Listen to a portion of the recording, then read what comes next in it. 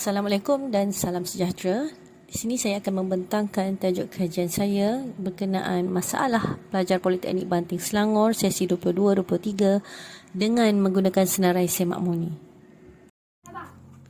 Kajian ini cuba menyelusuri permasalahan yang dihadapi dalam kehidupan pelajar yang juga berada dalam lingkungan usia remaja. Peringkat remaja khususnya di institusi pengajian tinggi sinonim untuk mencuba dan melakukan pelbagai perkara yang diinginkan. Pelajar IPTE kini terdedah dan berhadapan dengan cabaran dunia teknologi yang mudah. Oleh itu, pelajar yang berhadapan dengan masalah kini dikenal pasti supaya dapat menyertai program-program yang dijalankan terutamanya di Politeknik Banting Selangor.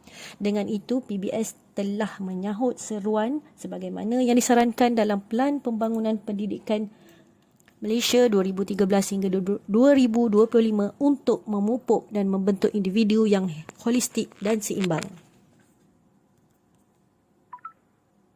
Objektif utama kajian ini ialah untuk mengetahui masalah yang paling dominan berlaku di kalangan pelajar Politeknik Banting Selangor, dan yang kedua adalah untuk mengkaji adakah terdapat hubungan yang signifikan antara program pengajian pelajar dengan masalah yang dihadapi mereka. Dapatan kajian dapat dijadikan panduan terutamanya bagi Jabatan Hal Ehwal Pelajar untuk merangka dan merancang aktiviti pelajar. Kemudian, ia juga dapat membantu mengurangkan beban masalah pelajar dengan penganjuran aktiviti atau program yang bermanfaat dan berfokus serta relevan dengan permasalahan yang dihadapi.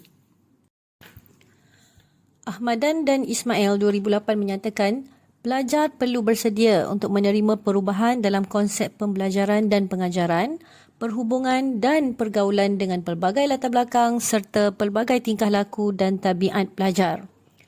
Menurut Hassan Mat Zain Abu Bakar dan Kamaruzzaman 2020, penerapan nilai etika dan moral bukan sahaja berlangsung di dalam pengajaran dan pembelajaran semata-mata, tetapi perlu ditekankan di luar sesi pengajaran.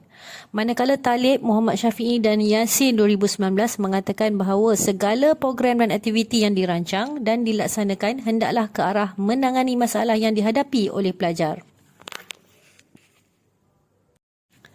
Kajian ini melibatkan seramai 276 orang pelajar yang terdiri dari semester 1 hingga semester 6 bagi 3 program kejuruteraan yang terdapat di Politeknik Banting Selangor sesi 2022-2023. 3 program tersebut ialah Diploma Kejuruteraan Mekanikal DKM, Diploma Kejuruteraan Mekanikal Pembuatan DTP dan Diploma Penyelenggaraan Pesawat DAM.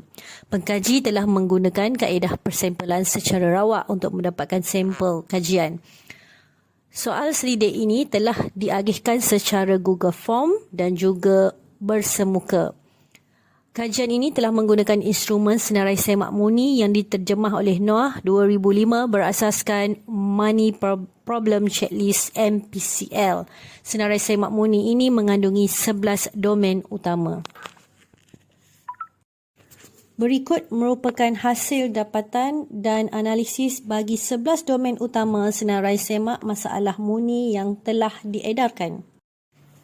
Domen masalah yang tertinggi yang dihadapi oleh pelajar Politeknik Banting Selangor ialah masalah keluarga dan rumah tangga, iaitu dengan 68% dan skor min tertingginya ialah 3.40.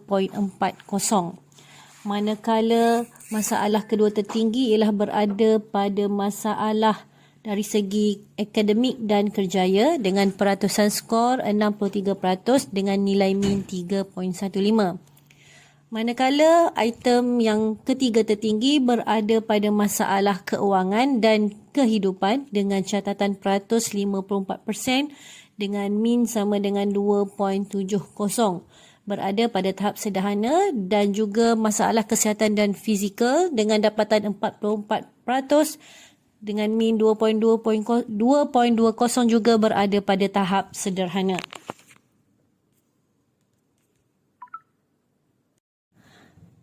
Bagi analisis ujian ANOVA pula mengenai hubungan antara program pengajian DKM, BTP dan DAM terhadap aspek permasalahan senarai semak murni didapati tidak terdapat hubungan yang signifikan untuk setiap permasalahan yang mereka hadapi terhadap program yang mereka duduki, iaitu dengan nilai P lebih besar daripada 0.05 Hal ini menunjukkan bahawa ketiga-tiga program pengajian di PBS tidak memberi kesan terhadap permasalahan yang mereka hadapi. Secara kesimpulannya, senarai semak masalah murni ini adalah salah satu kaedah yang boleh memberi panduan awal kepada pihak PBS bagi mengetahui masalah yang dihadapi oleh pelajar.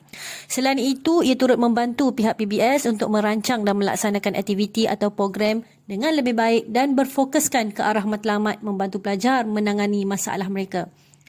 Pengurangan terhadap permasalahan juga akan turut memberi kesan kebaikan dan dorongan kepada pelajar, terutamanya untuk memberi lebih tumpuan terhadap proses pembelajaran dan pengajaran. Impak daripada kajian ini seterusnya dapat melaksanakan aktiviti yang mampu menarik minat pelajar supaya pelajar dapat atau lebih kerap bertemu dengan tenaga pengajar atau pihak kaunselor terutamanya untuk berbincang mengenai masalah yang dihadapi. Seterusnya, bagi pihak unit keusahawanan bagi institusi pula boleh mempelbagaikan aktiviti ataupun program serta khidmat nasihat dalam perniagaan bagi membantu pelajar-pelajar mencari pendapatan tambahan. Unit sukan dan kurikulum di Politeknik juga boleh memanjangkan bakat atau melatih bakat baru di kalangan pelajar untuk diketengahkan ke peringkat yang lebih tinggi sebagai persediaan kerjaya yang lebih cemerlang pada masa hadapan.